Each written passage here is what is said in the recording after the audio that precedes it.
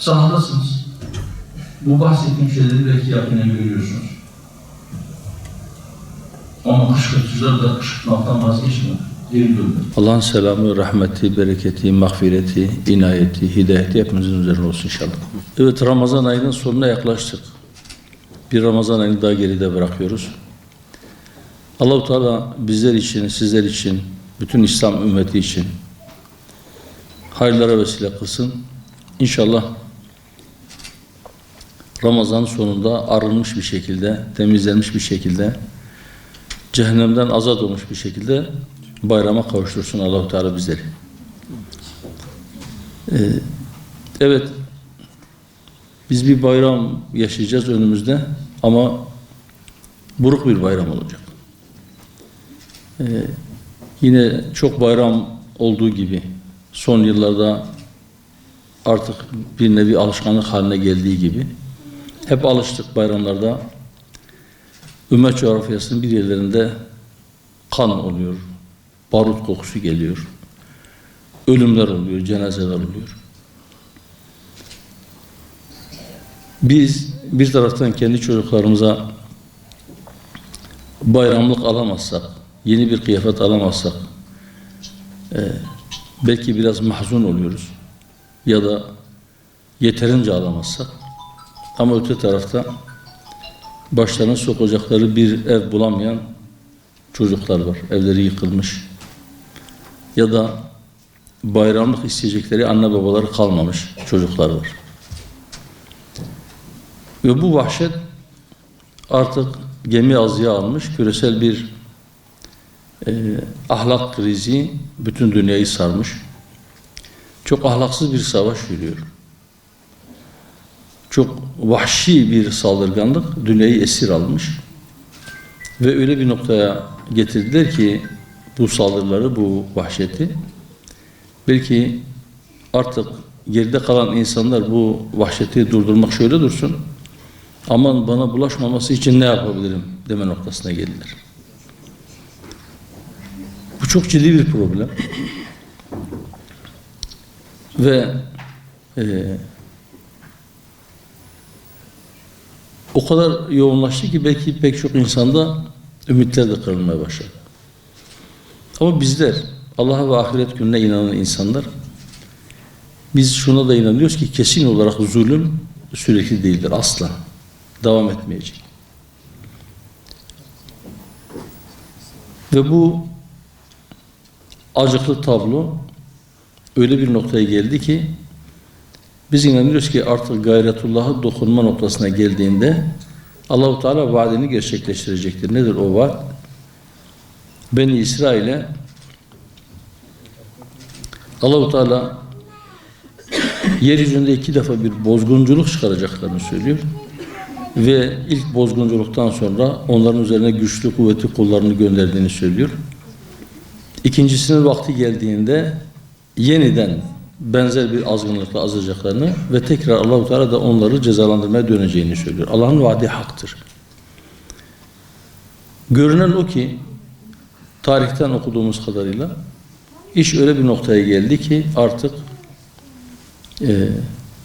belki daha önceki azgınlıkların ötesine geçtiler. Ya da daha önce helak olmuş toplumların yaptıkları toplam ne varsa hepsinin toplamını yapmaya başladılar. Ve inşallah bu da onların helakinin yaklaştığının göstergesidir. Peki bu kendiliğinden mi olacak?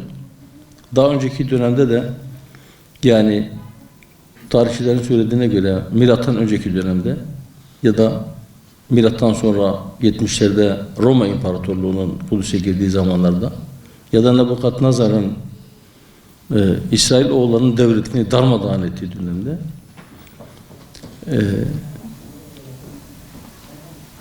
onlar yeryüzünün çok farklı yerlerine dağıldılar ve bunu yapanlar Allah-u Teala'nın Kur'an-ı Kerim'de bize haber ettiği tabiriyle Allah'ın güçlü kullarıydı.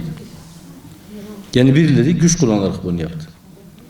Şüphesiz Allah-u Teala daha önce farklı kavimleri bazen depremlerle, bazen volkanik patlamalarla, bazen üzerlerine taş yağdırmakla, bazen farklı yöntemlerle, bazen rüzgarlarla, fırtınalarla onları yeryüzünden silmiş. Kimin üzerine toprak örtmüş, kimisi volkanik küllerin altında kalmış.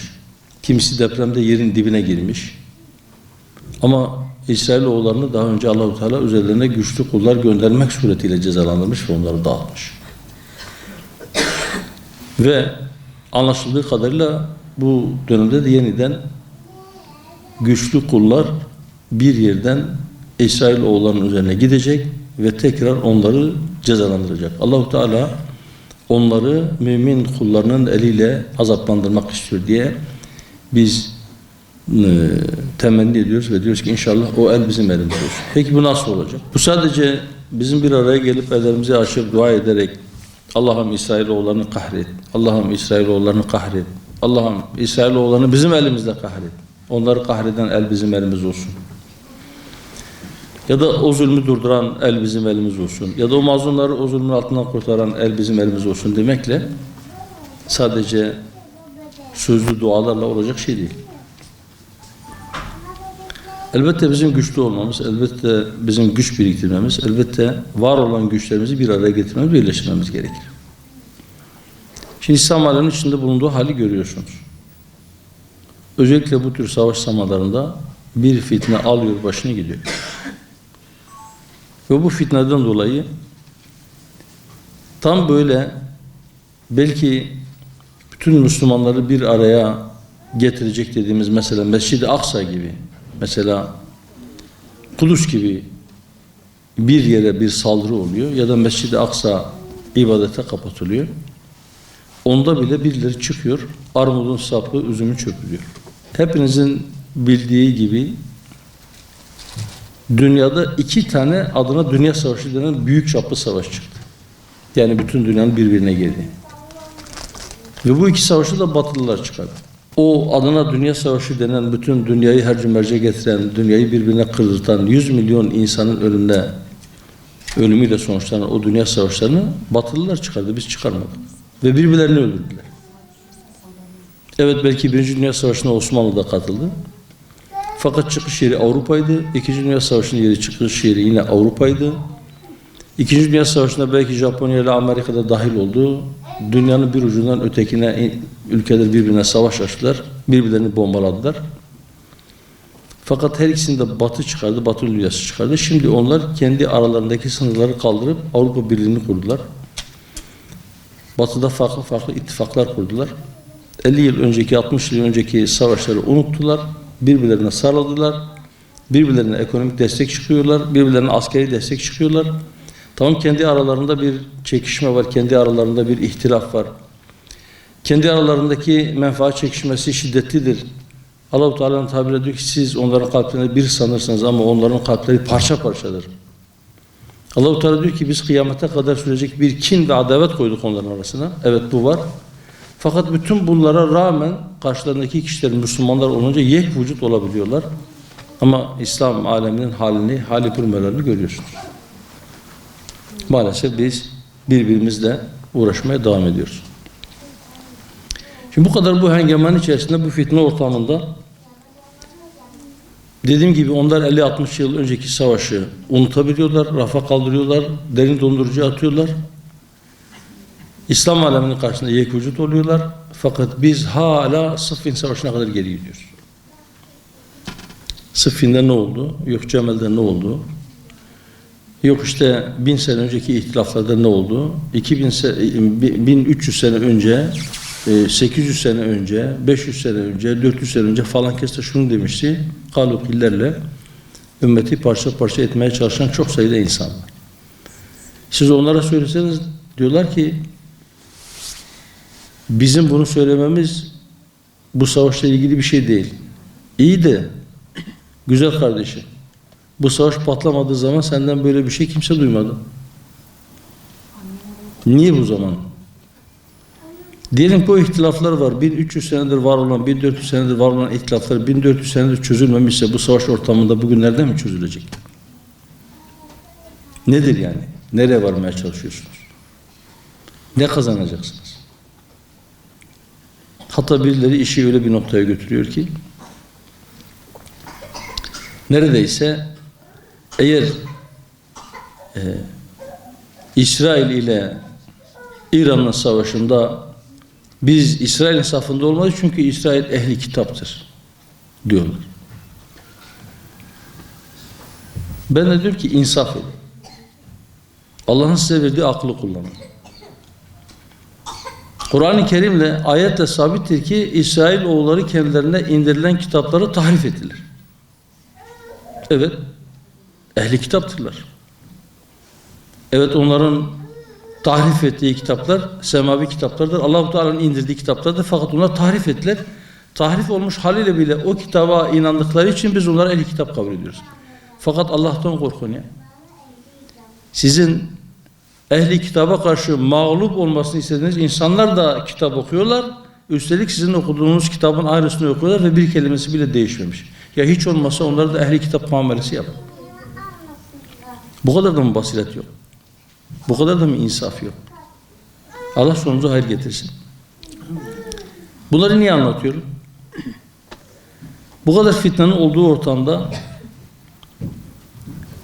biz bunları söyleyince aman Müslümanları birbirine düşürecek, aman İslam ülkelerini birbirine karşı kışkırtacak söylemlerden kaçının dediğimizde birileri bize İrancı diyor. Ya da Sünni alemde bir şey olduğunda onlara bir destek çıktığımızda birileri bize Selefi diyor. Ya da tekfirci diyor. Birbirine bu kadar tavan azıt şeyler söylüyorlar. Ya da memlekette bizi birbirimize düşürmek isteyenlere prim vermeyelim. Onların tuzaklarına düşmeyelim. Biz kardeşiz, müminler kardeştir. Kardeşlik hukukunu ihya edelim ve beraber kardeşçe yaşayalım dediğimizde birileri bize bunlar ümmet diye Kürtlerin haklarının çiğnenmesine zemin hazırlıyor diyorlar. Hatta birileri işi daha ileriye götürüp Kürt düşmanı diyorlar. Biz aynı şeyleri söylediğimiz halde ya Kürt de senin kardeşindir. Kürt'ün meşru talebini karşılaman gerekir. Onun haklarını tanıman gerekir. Gasp edilmiş hakları varsa neyse bunları iade etmeniz gerekir dediğimizde birileri de bize bunlar Kürtçü diyor. Yani birbirine taban zıt, birbirine çok uzak ithamlarla bizleri itham ediyorlar. Varsın söylesinler. Biz inşallah hak bildiğimiz yolda yürümeye devam edeceğiz. Onlar milleti birbirine düşürmeye çalışıyorlar. Biz de inşallah bu fitne ateşini söndürmek için elimizden gelen bütün çabayı sarf edeceğiz. Onlar mezhepleri birbirine karşı kışkırtmaya çalışsınlar. Biz ümmet demeye devam edeceğiz. Onlar savaş ateşini tutuşturmaya çalışsınlar. Allah'ın izniyle biz o ateşi söndürmek için elimizden ne geliyorsa o çabayı ortaya koyacağız. Bunlar değerli şeylerdir. Ve inşallah biz doğru bildiğimiz bu yoldan şaşmayacağız. Biz ne İrancıyız ne de İran düşmanıyız. Biz ehli sünnet akidesine sahibiz. Ama biz Şia mensuplarına da düşmanlık yapmıyoruz. Biz tekfirci değiliz. Hatta bizi tekfir eden bazı tekfircileri bile tekfir etmiyoruz.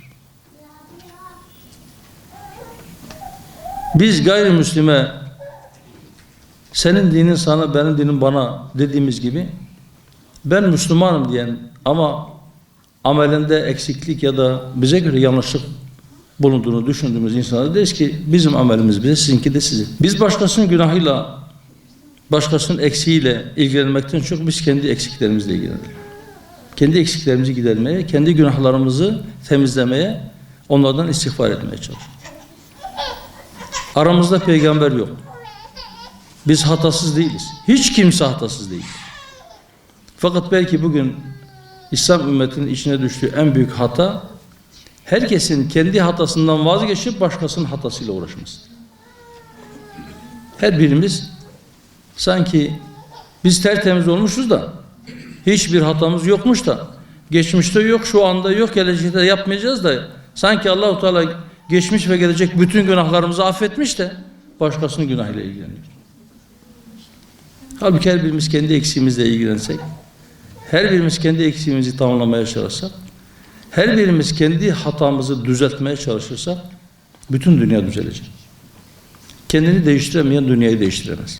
Düzeltmeye, sosyoekonomi temin etmeye gayret edeceğiz.